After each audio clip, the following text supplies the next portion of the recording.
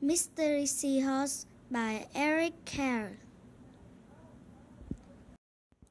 Mr. and Mrs. Seahorse drifted gently through the sea. Mrs. Seahorse began to wiggle and twist this way and that. "It's time for me to lay my egg," she said. "Can I help?" asked Mr. Seahorse. "Oh yes, thank you," said Mrs. Seahorse, and she laid her eggs into a pouch on Mr. Seahorse's belly. "I'll take good care of our eggs," said Mr. Seahorse. "I promise." Mr. Seahorse drifted gently through the sea. He passed right by a group of trumpetfish hidden in a patch of weeds. But before long, Mr. Seahorse met another fish. "How are you, Mr. Stickleback?" asked Mr. Seahorse. "Delighted," replied Mr. Stickleback. "I've just built a nest and right away Mrs. Stickleback laid her eggs in it. Now I am taking good care of them until they hatch." "Keep up the good work," said Mr. Seahorse and swam on his way. As Mr. Seahorse drifted gently through the sea, he passed right by a lionfish hidden behind a coral reef. But before long, Mr. Seahorse met another fish. "How are you, Mr. Tilapia?" asked Mr. Seahorse. Mr. Tilapia couldn't answer. His mouth was full of eggs.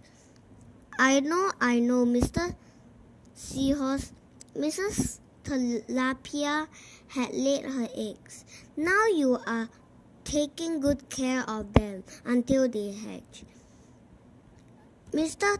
Tilapia nodded his head. "You must be very happy," said Mr. Seahorse, and swam on his way. As Mr. Seahorse drifted gently through the sea, he passed right by a pair of leaf fish hidden among the seaweed. But before long, Mr. Seahorse met another fish. "How are you, Mr. Curtis?" asked Mr. Seahorse.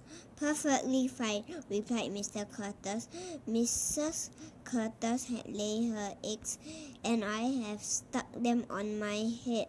Now I am taking good care of them until they hatch." "You are doing a good job," said Mr. Seahorse, and swam on his way. As Mr. Seahorse drifted gently through the sea, he passed right by a stonefish hidden behind a rock. But before long, Mr. Seahorse met another fish. "How are you, Mr. Pipe?" asked Mr. Seahorse. "Could be better," replied Mr. Pipe. "Mrs. Pipe has laid her eggs along my belly. Now I am taking good care of them until they hatch.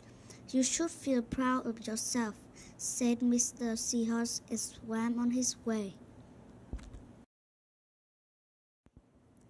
But before long, Mr. Seahorse met another fish. "How are you, Mr. Bullhead?" asked Mr. Seahorse. "Tip-top," replied Mr. Bullhead. Mrs. Bullhead laid her eggs. The eggs hatched. "Now I'm babysitting." "You are doing a great job," said Mr. Seahorse and swam on his way. The time had come for the seahorse babies to be born. Mr. Seahorse wiggled and twisted this way and that.